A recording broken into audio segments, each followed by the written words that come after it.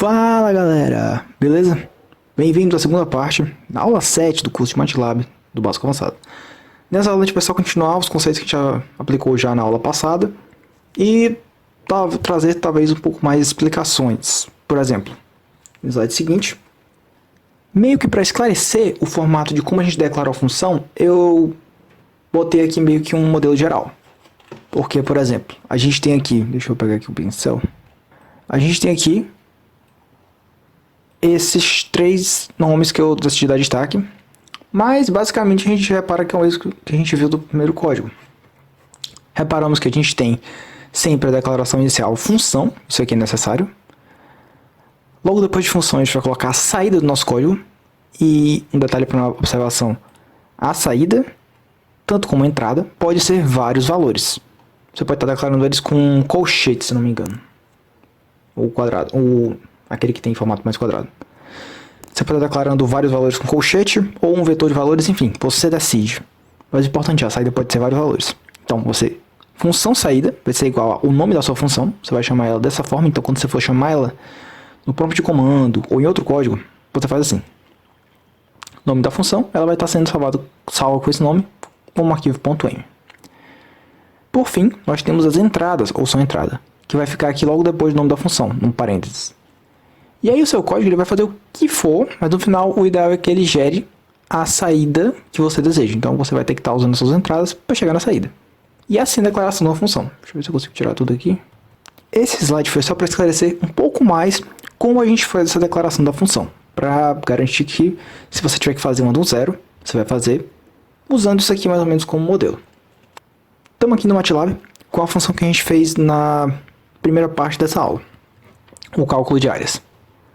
Bem, vocês reparam que a função ela é declarada de forma bem prática. A gente tem aqui as nossas entradas. A gente tem meio que uma inicialização. A gente vai ficar na nossa saída. Só para o espaço ficar alocado de uma vez. O código roda um pouco mais rápido. A gente chama as funções que a gente quer.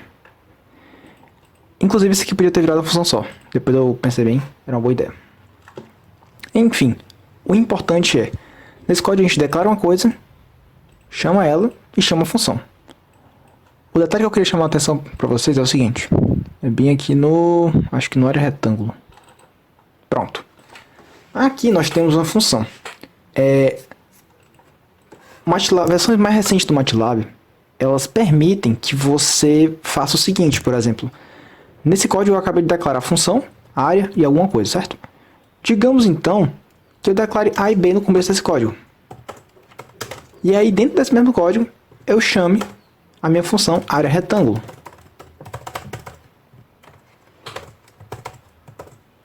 Ou seja, o que vai acontecer aqui? Eu estou chamando e eu vou receber a saída, né? É o que deveria acontecer. O problema é, a minha versão do MATLAB ela é um pouco antiga. Estou usando a 2016.A. E a partir da 2016.B foi incluída uma função, foi incluído um recurso que quando você tem esse tipo de declaração, você chama as entradas primeiro e aí chama a função e no final do código você coloca a função. Em versões mais recentes do MATLAB, se eu fizesse isso aqui, funcionaria, mas na minha não vai funcionar. Ele está declarando aqui um erro na função. Ele avisa que essa sintaxe é errada. Se eu rodar esse código, ele vai dar erro. Eu vou rodar aqui, F5. Ele não dá um erro, porque eu não posso definir a função assim, desse jeito aqui. Não nessa versão do MATLAB. Vou estar mostrando agora um vídeo que eu pedi para outro colega do curso gravar, que vai mostrar como é que eu rodaria esse código nesse contexto. Mas é bem simples e parecido, mas os nomes não vão estar os mesmos, ok? Fiquem de olho. Opa! Então, vocês podem estar vendo no vídeo agora. O colega está escolhendo a função, ele vai estar rodando ela, e vocês veem que o código funciona. Basicamente, a gente vai declarar no começo, botar a função no final. Então não vai ser um problema, ok? Agora, nós vamos estar vendo uma aplicação de função. E eu vou terminar esse vídeo com um exemplo de outra função que eu tornei muito mais prático usando a aplicação de funções. Vamos trocar aqui a nossa tela. Aqui eu vou introduzir uma aplicação já de engenharia para vocês, que é a função limiar. E nós vamos estar implementando ela. Ela é simples, então não vai ser muito demorado. A função limiar também é muito conhecida como a função degrau. É assim como está a regra aqui do y. Uma função de um valor. Se ele for maior que zero, maior ou igual a zero, vai dar 1. Se ele for menor, vai dar 0. Esse é o degrau. É muito usado em sistema de controle, inclusive em redes neurais. No MATLAB já tem uma função pronta dela, chamada hardLim, que seria hard limit. E reparem que o formato dela é simples. A gente pode fazer isso muito fácil com um if. Caso eu não vá usar essa função pronta, que ela vem em toolbox, eu posso estar implementando ela de forma prática. Então, vamos estar fazendo isso agora. Nós estamos querendo implementar a função limiar. Como é que a gente faz isso? Bem, eu implementei ela aqui no arquivo logo ao lado. Eu chamei duas entradas e aí eu fiz um pequeno cálculo com elas. Isso aqui é uma função bem simples de duas variáveis que vai me dar uma coisa. Usar a função limiar é desse jeito aqui. A gente basicamente vai botar se o nosso valor for maior ou igual a zero, a nossa saída é 1. Se ele não for isso, ou seja, a gente pode estar melhorando. Se u for menor que zero, a gente pode só dizer que é igual a zero. Então essa é a função limiar. Mas, e se eu quisesse chamar uma função, ao invés de ter que botar isso aqui todo o código? Por exemplo, digamos que eu estou fazendo isso aqui nessa função. Mas eu vou ter que fazer mais códigos, e eu vou ter que usar a função limiar mais vezes, e eu não posso estar usando a toolbox, ou eu não tenho acesso à toolbox. Digamos que seja isso. Vou fazer o seguinte, eu vou recortar esse trecho. Eu já criei uma função chamada limiar, então não vai ser um problema. Eu vou dizer aqui que é a função limiar. E ela usa como entrada só um valor u. Não é complicado. Vou botar aqui um end logo para fechar o código. E aí eu só preciso colar o código que estava ali. Ajeitando aqui, claro, a indentação. Para a gente garantir que o código vai entender que está tudo no lugar. Ele até avisa no if aqui, se você colocar ele um pouco fora da posição, que o if não está alinhado com o end dele. Isso aqui é muito bom para você entender seu código, então não desconsidere. E vai ser bem simples, eu recebo um valor u, e de acordo com o meu u ele me entrega um y. Então pronto, eu acabei de criar uma função limiar, ela está operante, eu posso fazer tudo bem aqui. Limiar, usando a nossa entrada u. Eu vou até mudar o nome aqui para a gente não se confundir, porque eu posso chamar ela como eu quiser. Tá? Dentro do código, ela pode ter o nome que ela tem, mas quando ela vai para cá, eu só preciso declarar ela com o nome dela. A saída vai sair assim. Então eu vou dizer aqui que o meu y é aplicando o valor na função limiar. Então, só para a gente estar na mesma página, vou fazer essa conta aqui. 2 vezes 5 menos 4 vezes 2, a gente tem que é 2. Então é um valor maior ou igual a 0. Ou seja, na hora que a gente rodar esse código, a gente sabe que vai dar 1. Rodei, deu 1. Vamos alterar isso aqui então.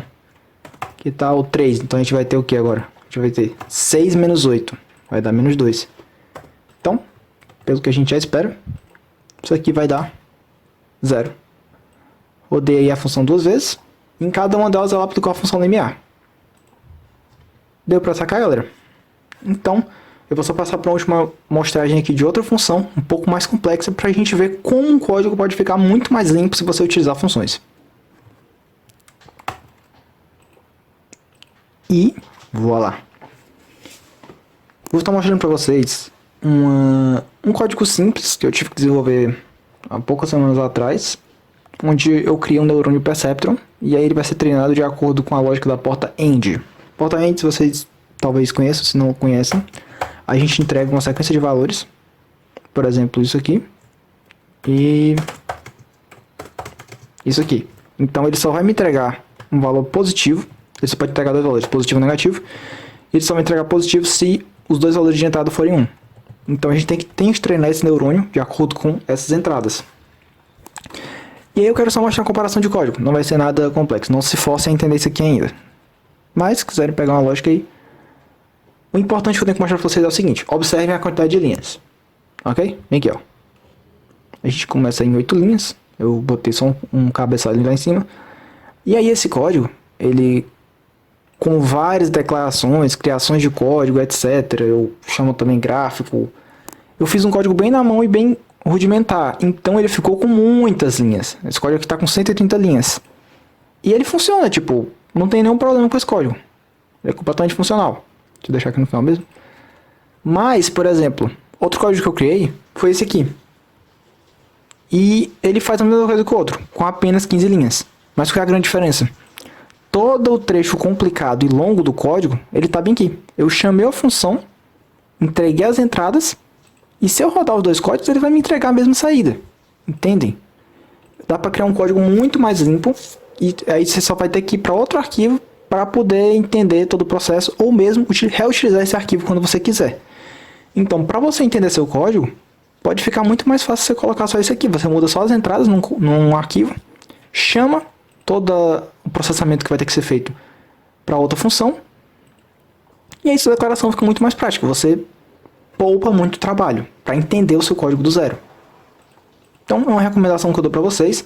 Pensem em usar funções. Se vocês vão usar um recurso mais vezes, é uma boa ideia.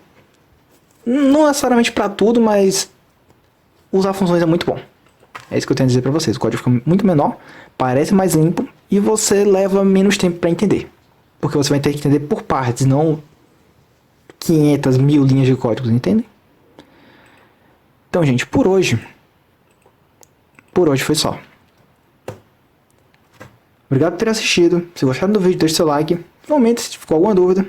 Se vocês acham que isso vai ajudar alguém, compartilhe. Eu vejo vocês na próxima aula. Valeu!